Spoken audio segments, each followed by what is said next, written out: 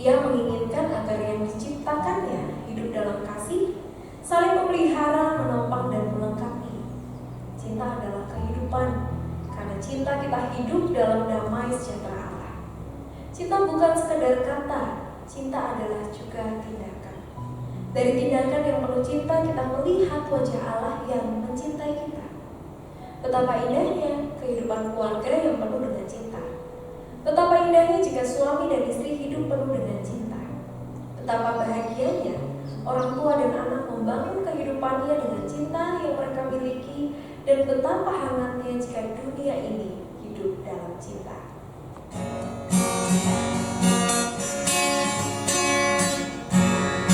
Hari ini adalah dari padamu. Di sini karena Kau yang memilihku. Tak pernah ku ragu akan cintamu. Inilah diriku dengan melodi untukmu. Dan bila aku berdiri tegak sampai hari ini, bukan karena ku akan hebatku. Semua karena cinta, semua karena cinta. Tak mau diriku tak berdiri tegak. Terima kasih cinta. Tak pernah ku ragu akan cintamu. Inilah diriku dengan melodi untukmu. Dan bila aku berdiri tegak sampai hari ini, bukan karena ku akan hentakku. Semua karena cinta, semua karena cinta. Tak mau diriku tak berdiri tegak. Terima kasih cinta. Hidup adalah sebuah perjalanan.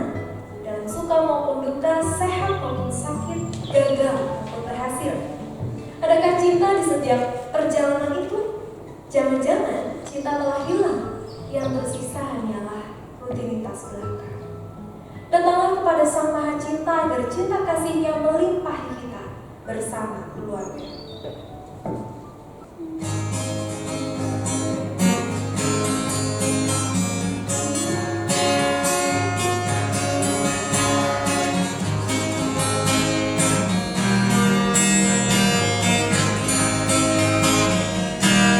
Sekalipun diriku dapat berkata-kata dengan semua bahasa, bahasa manusia dan bahasa malaikat atau yang lainnya.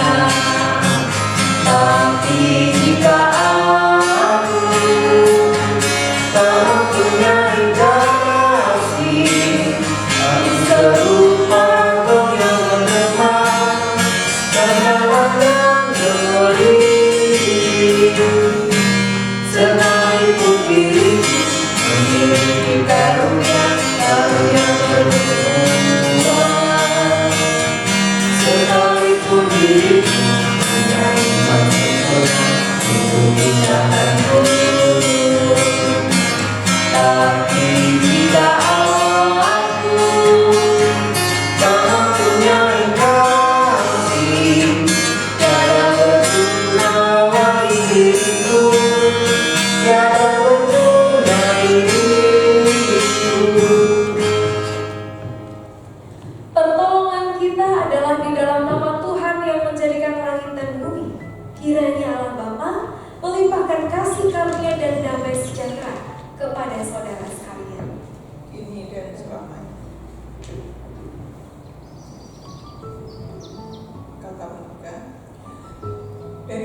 datangnya cinta dari mata turun ke hati. Begitu indahnya cinta, hingga setiap orang menginginkan dirinya dicintai dan dicintai. Keluarga membutuhkan cinta.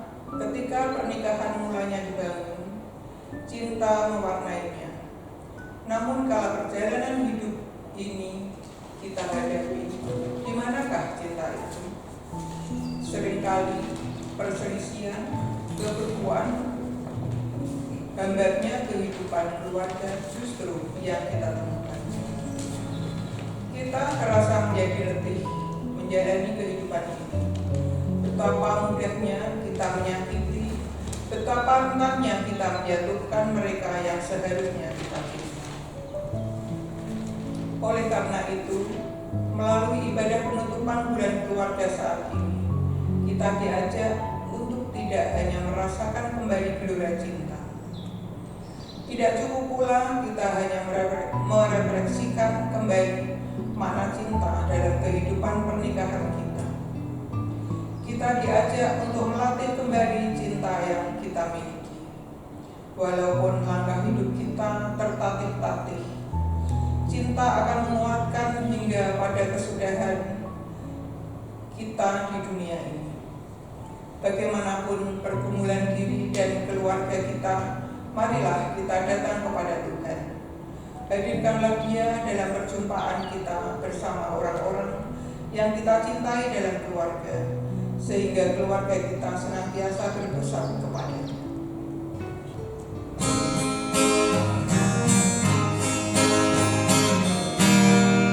Syukur padamu ya Allah atas segala-Mu. Syukur atas kecukupan dari kasih-Mu penuh. Syukur atas keberkahan dalam tubuh-Mu. Syukur atas kasih sayang dari sana dan kemana. Syukur atas cinta mawar ini dapat berdiri. Syukur atas rahmat hitam dan mentari berseri. Syukur atas luka duka dan pemilihan dan firman-Mu berita agar kami bersama.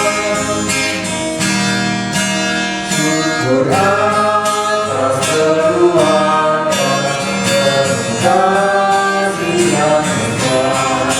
Syukur atas perlindungan memberi sejahtera. Syukur atas kekuatan luka dan besar. Syukur atas pengharapan kita selamanya. Saudara-saudara kekasih Tuhan, mari kita bersama-sama merenungkan seluruh dosa pelanggaran kita, khususnya di tengah keluarga kita masing-masing, atas sikap kita yang kerap mengabaikan cinta dan tidak henti-hentinya menyakiti keluarga yang kita kasihi. Kita masuki doa-doa pribadi di dalam hati dengan menyesali segala dosanya. Mari kita berdoa.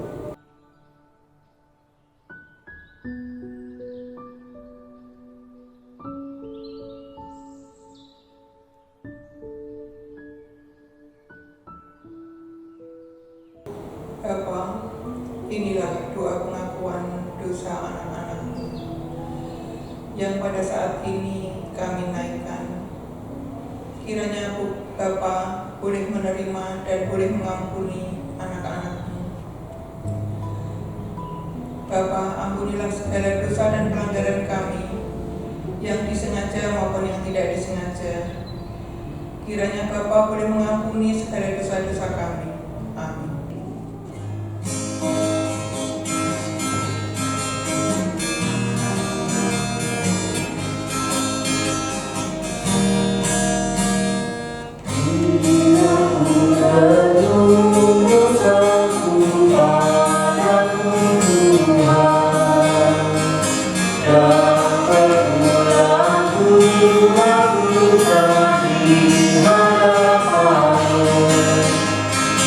kasih sayangmu, perlindunganmu, di bawah naungan sayangmu damai hatiku. Kasih sayangmu, pengharapanku, usapan kasih setiamu selalu hidup.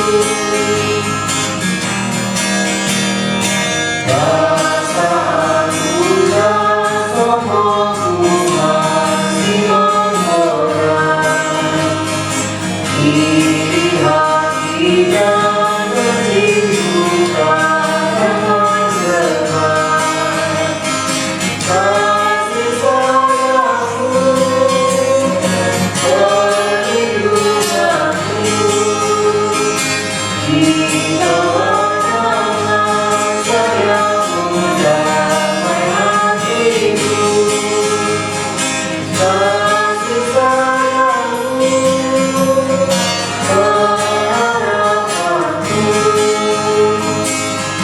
usapan kasih setiamu selalu hidup. Terimalah berita anugerah dari Tuhan. Karena jikalau kamu mengampuni kesalahan orang, Bapamu yang di surga akan mengampuni kamu juga. Tapi jikalau kamu tidak mengampuni orang, Bapamu juga tidak akan mengampuni kesalahan. Kami siap saling mengampuni. Mari kita memasuki pelayanan firman di dalam Tuhan. Kami mau Bapa, saat kami akan mengakhiri bulan keluarga ini, kami sungguh-sungguh memelihara cinta kasih di antara kami. Maka Bapa, kami membutuhkan sabda Tuhan sebagai penerang dari langkah-langkah kehidupan kami. Bukan hanya kami secara pribadi, namun kami bersama dengan pasangan kami, bersama dengan anak-anak kami yang kami kasihi dan juga orang tua kami. Berkatilah, mampukan kami mendengar suara Tuhan dengan jernih, memeliharanya dalam hati kami dengan kepentingan, dan mengerjakannya dalam kaki dan tangan kami. Terima kasih Tuhan, bersabdalah. Amin.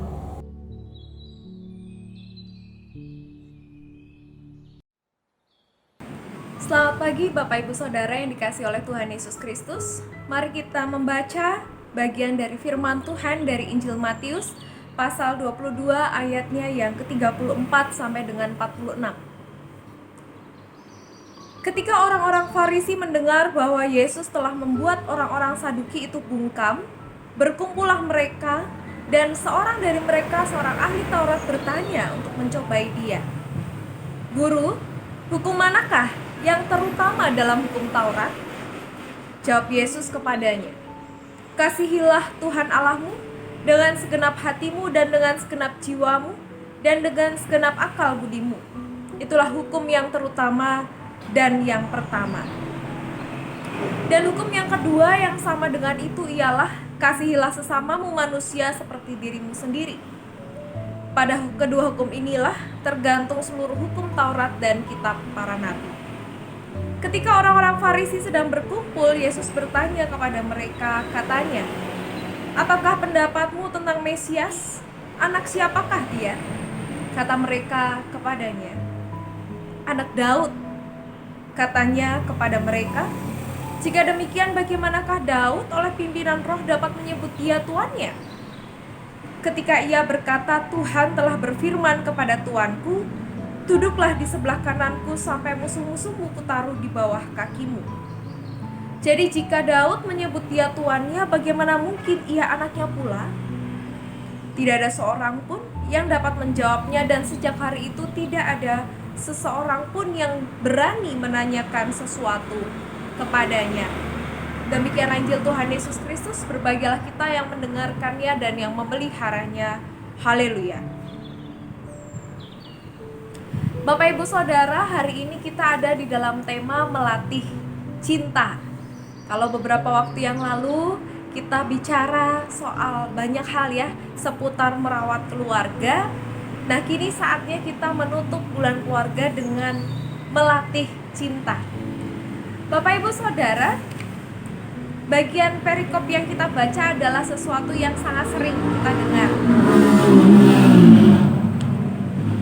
bahwa cinta kasih adalah sesuatu yang mendasari seluruh hukum para nabi, hukum Taurat dan kitab para nabi. Di dalam kedua hukum, kasihilah Tuhan Allahmu seperti dengan segenap hatimu dan dengan segenap jiwamu dan dengan segenap akal budimu, dan juga kasihilah sesamamu manusia seperti dirimu. Di dalam dua hukum kasih ini tergantung seluruh hukum Taurat dan kitab para nabi. Jadi intinya ada di dalam dua hukum ini. Nah, Bapak Ibu Saudara, melalui dialog ini yang dipercakapkan oleh Tuhan Yesus ini, Yesus hendak memberikan sebuah definisi yang utuh tentang beriman. Jadi cinta kasih itu berkaitan dengan iman. William Barclay, seorang teolog, mengatakan dua hal. Yang pertama, kasih yang menjadi sebuah perintah ini harus dilakukan secara total kepada Tuhan. Ketika kita mengasihi Tuhan adalah sebuah keberutuhan kita sebagai seorang manusia, sebagai ciptaannya. Kasih yang menguasai emosi kita, kasih yang merupakan mengarahkan pikiran kita, kasih yang mengarahkan tindakan kita sesehari demi sesehari. Jadi kasih kepada Allah itu terwujud dengan konkret, dengan hati, dengan pikiran, dengan tingkah laku kita. Ini seiring dengan firman Tuhan yang mengatakan bahwa jikalau kita mau mengasihi Allah yang tidak kelihatan, maka kita harus mengasihi saudara kita yang kelihatan. Nah, bagaimana cinta kasih kita kepada Tuhan itu kita wujudkan dengan hati yang mengarah pada cinta kasih senantiasa, pikiran yang senantiasa memikirkan cinta kasih juga, dan tindakan cinta kasih itu. Nah, yang kedua, kasih kita terhadap sesama menjadi bentuk dari upaya juga yang setara dengan mengasihi diri sendiri. Jadi sebagaimana kita mengasihi diri kita sendiri, semaksimal itu, seoptimal itu kita mengasihi sesama kita. Jikalau kurang dari itu, maka sudah tidak lagi menjadi standar kasih yang disampaikan oleh Tuhan. Rasa-rasanya jadi agak berat ya Bapak Ibu kalau standarnya adalah mengasihi diri kita sendiri. Nah, sementara tadi di hukum kasih yang pertama, mengasihi diri sendirinya dengan segenap hati, diri itu adalah sebuah wujud dari mengasihi Allah. Jadi mengasihi sesama dan mengasihi Allah tidak ada yang lebih tinggi daripada yang satunya. Dua-duanya adalah sama pentingnya, sama berharganya, sama bobotnya di hadapan Tuhan. Nah, Bapak Ibu Saudara, kata sesama diterjemahkan dari kata pleison yang dalam bahasa Yunani berarti tetangga. Bagi orang Yahudi, sesama adalah orang yang satu bangsa, satu agama, satu tradisi. Nah, berbeda dengan itu bagi Yesus, sesama itu adalah orang lain yang kita temui dalam keseharian. Tetangga kan seseorang yang kita temui senantiasa ya, sangat sering kita hidup pasti akan berjumpa setiap hari dengan tetangga kita. Nah, itulah sesama. Mau beda agamanya, mau beda etnisnya, mau beda sikap hidupnya, mau beda pola pikirnya, tidak menjadi persoalan. Yang menjadi persoalan adalah bagaimana kita mengasihi tetangga kita ini, bagaimana kita mengasihi orang yang sangat sering kita jumpai ini. Nah, melatih cinta, Bapak Ibu bicara soal membiasakan diri. Kalau kita sedang berlatih sesuatu, berarti kita harus mengambil waktu setiap hari untuk melakukan latihan tersebut. Kalau lupa satu hari saja tidak dilakukan, maka latihan itu menjadi kurang bermanfaat daripada seharusnya. Bukankah kalau kita berolahraga, sebaiknya berolahraga ya setiap hari, ada waktu-waktu khusus yang kita ambil. Nah, itu yang disebut dengan latihan. Begitu juga dengan mencintai, Bapak Ibu. Banyak orang yang tidak mampu mencintai bukan karena tidak bisa, tetapi karena tidak terbiasa. Banyak orang yang sedari kecil dilukai, disakiti, sehingga ia tidak tahu bagaimana caranya mencintai dengan sepenuhnya. ada ketakutan, ada ketidaknyamanan, ada kekhawatiran-kekhawatiran yang membuat kemudian orang-orang ini menjadi khawatir, tidak sanggup untuk mencintai. Nah, bagaimana kemudian membuat kita bisa terlatih untuk mencintai? Salah satunya adalah dengan mengampuni, menyadari bahwa apa yang dialami itu pernah terjadi di dalam diri kita, sakit hati, luka batin, apapun yang itu terjadi dalam diri kita, kita akui keberadaannya. Pengalaman itu adalah pengalaman yang konkret yang tidak bisa kita kesampingkan, dan kemudian dari pengalaman itu kita belajar untuk bisa menerima bahwa saya memang pribadi yang pernah mengalami ini dan itu, dan kemudian mencoba untuk melangkah. Kalau itu yang pernah saya alami, lalu bagaimana saya melangkah di dalam kehidupan saya selanjutnya? Apakah saya akan terus terkungkung di dalam situasi yang semacam ini, ataukah saya bisa melatih diri saya untuk bergerak maju? Karena Bapak Ibu Saudara, jikalau kita mendasarkan diri pada ayat yang baru saja kita baca, cinta kasih itu sesungguhnya sudah ada di dalam diri kita. Tuhan sudah memberikan cinta kasih itu. Namun, sudahkah kita mengerjakannya, melakukannya? Apakah kita bersedia untuk menaruh hati, pikiran, dan perasaan kita, dan tingkah laku kita, tindakan-tindakan kita sepenuhnya berdasarkan dengan cinta kasih, ataukah kita memilih untuk mengabaikannya? Apakah kita bersedia, berkomitmen untuk mengasihi sesama kita, tetangga kita yang berbeda, dengan cinta yang sama yang kita beri untuk diri kita sendiri, ataukah kita tidak mau melakukannya? Nah, Bapak Ibu Saudara, beberapa waktu yang lalu, sudah cukup lama, ada sebuah film. Film itu berjudul 7/24 ya, dibintangi oleh Dian Sastrowardoyo dan juga Lukman Sardi. Mungkin Bapak Ibu Saudara pernah melihat film ini. Nah, di dalam film ini Bapak Ibu Saudara mengisahkan tentang pasangan suami istri yang sama-sama sibuknya, yang jarang sekali ketemu di rumah, yang kedua-duanya sangat sulit untuk bertemu. Nah, mereka justru bisa mengambil waktu bertemu ketika keduanya jatuh sakit dan masuk rumah sakit bersamaan, ada di kamar yang sama. Di saat itulah baru justru mereka ada kesempatan bagi mereka untuk bertemu, untuk bertengkar, untuk saling mengungkapkan isi hati mereka, sebab selama ini mereka tidak punya waktu untuk melakukannya. Nah, Bapak Ibu, jikalau saat ini di tengah pandemi kita punya banyak waktu, kita punya banyak peluang untuk bisa mengungkapkan cinta kasih itu kepada sesama kita, kepada keluarga kita, kepada siapapun yang ada di sekitar kita. Kita punya waktunya, Bapak Ibu. Namun apakah kita sudah punya komitmennya untuk melatih cinta itu bagi orang-orang di sekitar kita? Cinta adalah suatu perasaan atau emosi dari kasih sayang yang kuat dan berlandaskan pada ketertarikan pribadi.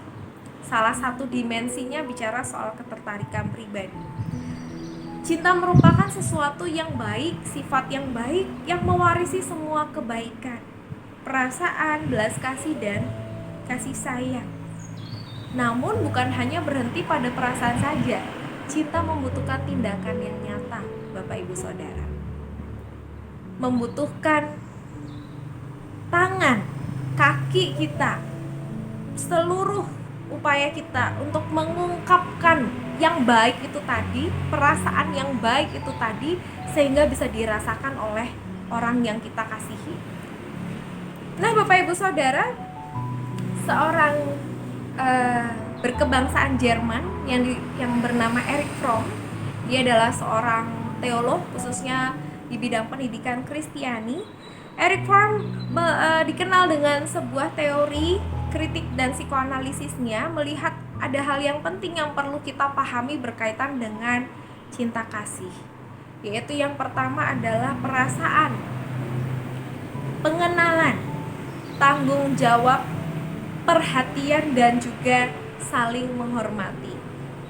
Perasaan, pengenalan, tanggung jawab, perhatian, dan saling menghormati. 5 syarat tersebut dibutuhkan dalam kehidupan manusia dan ada semuanya di dalam cinta kasih. Tidak mungkin rasanya kalau kita mengasihi, mencintai seseorang hanya perasaannya tok. Kita tidak mau lebih mengenal orang itu. Kita tidak mau bertanggung jawab terhadap pribadi orang tersebut. Kita tidak mau perhatian, rasanya nggak mungkin ya. Tapi ketika kita mencintai, maka 5 unsur ini menjadi ada. Perasaan, pengenalan, tanggung jawab, kemudian juga perhatian dan saling menghormati. Ada rasa hormat kepada orang yang kita kasihi. Nah, omong kosong Bapak Ibu. Kalau pasangan suami istri mengatakan mencintai, tetapi di dalam relasi mereka tidak ada saling menghormati, tidak ada saling memperhatikan, tidak ada saling peduli. Karena berarti perasaan cinta kasihnya mungkin meluntur atau memudar. Dan ini perlu untuk terus digali mengapa begitu dan diupayakan kembali untuk bisa menjalin relasi cinta kasih yang lebih dari sebelumnya. Nah, Bapak Ibu Saudara, bicara soal melatih cinta bukan hanya untuk di tengah keluarga kita saja, tetapi juga bagi kehidupan kita bergereja. Dengan situasi pandemi seperti ini dan dengan ibadah-ibadah online yang kita lakukan, kita sedang dilatih nih Bapak Ibu, sedang diuji cinta kita kepada Tuhan. Apakah dengan keterbatasan yang kita punya, kita masih punya kekuatan untuk mencintai Tuhan dengan bersama bersekutu, dengan bersama bersaksi, dengan bersama melayani. Nah, mari kita buktikan Bapak Ibu bahwa cinta kasih kita kepada Tuhan adalah cinta kasih yang sepenuh hati. Cinta kasih kita kepada Tuhan juga adalah cinta kasih kita kepada sesama yang sama seperti diri kita sendiri. Dengan demikian Bapak Ibu Saudara, kita mampu membuktikan bahwa kita bukan hanya pribadi-pribadi Kristen yang mau enaknya saja, tetapi juga di dalam cinta yang suka dan duka itu, bagian dukanya pun kita tetap mencintai Tuhan. Bapak Ibu Saudara, mari kita merenungkannya dan menutup bulan keluarga ini dengan tetap mencintai pasangan hidup kita, orang tua kita, anak-anak kita, sesama kita, meskipun mereka berbeda dengan kita. Amin. Tuhan Yesus memberkati.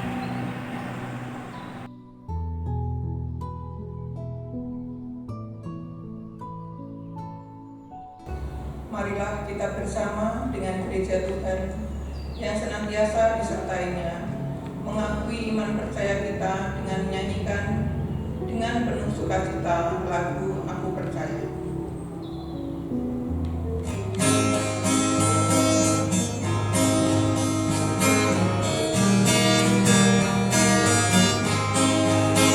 Aku percaya ada Engkau yang oleh sadar tidak tenang, tak pencipta semesta yang mengasihi manusia. Aku percaya undang-undangnya dan disalikan di Golgota.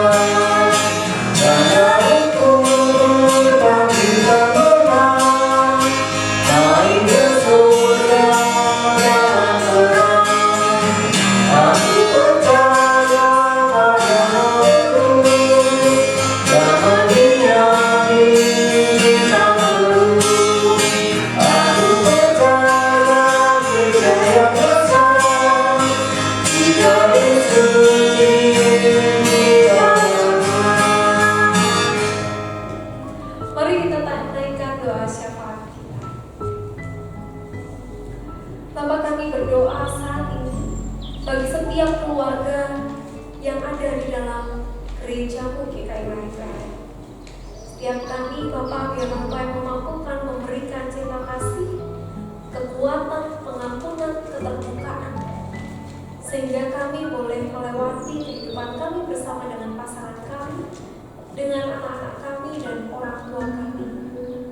Bapa, kami berdoa agar anak-anak kami yang masih bertumbuh, beranjak menjadi dewasa, kami percaya Tuhan mempersiapkan masa depan yang baik bagi mereka. Kami juga berdoa bagi orang tua kami yang telah lanjut usia, Berikanlah mereka kekuatan untuk boleh menjadi teladan iman bagi kami. Jangan biarkan kelemahan tubuh mereka menggerogoti iman mereka pula. Bapa, kami berdoa untuk saudara-saudara kami yang saat ini sedang sakit, yang ada dalam masa pemulihan. Kami percaya Tuhan menjamah mereka, memberikan kesembuhan, pemulihan tepat pada waktunya. Kami juga berdoa saat ini Tuhan untuk gereja-Mu GKI Bayu Barat. Biarlah setiap penatua, pendeta konsulen dan juga hamba-Mu sebagai calon pendeta di tempat ini boleh bersinergi dengan positif, dan kami boleh sungguh-sungguh membawa hal yang baik bagi perkembangan dari gereja ini. Kami juga berdoa Tuhan untuk bangsa dan negara kami di dalam pandemi COVID-19. Setiap langkah dan upaya yang ditempuh pemerintah untuk mencapai hal yang baik, penanggulangan pandemi ini Tuhan Engkau yang berkati. Kami percaya Tuhan memberikan hikmat, mereka boleh sungguh-sungguh mengolah apa yang baik sehingga pandemi COVID-19 boleh teratasi. Bapa, banyak hal yang kami ingin bawa dalam doa kami, dan kami percaya Tuhan Engkau mendengar, Engkau menjawab tepat pada waktunya. Di dalam nama Tuhan Yesus Kristus Juru Selamat kami yang hidup, kami menaikkan doa kami. Amin. Marilah kita bersyukur atas pemeliharaan Tuhan dalam hidup kita. Rasa syukur ini akan kita wujudkan dalam bentuk persembahan. Seraya memberikan persembahan, marilah kita mengingat firman Tuhan yang akan kita baca dari Kolose 3 ayat yang ke-17 yang akan kita bacakan bersama-sama. Dan segala sesuatu yang kami lakukan dengan perkataan atau perbuatan, lakukanlah semuanya itu dalam nama Tuhan Yesus, sambil mengucap syukur oleh Dia kepada Allah Bapa kita.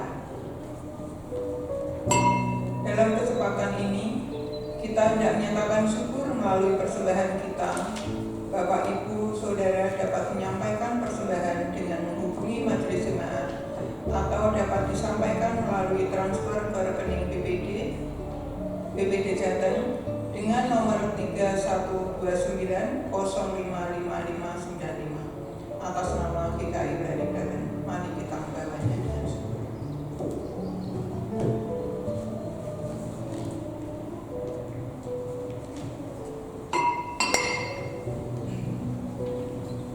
Mari kita berdoa. Bapa, inilah persembahan kami. Hidup kami pun adalah persembahan sebagai ungkapan syukur kepadamu. Terpujilah nama-Mu sampai selama-lamanya. Amin. Amin.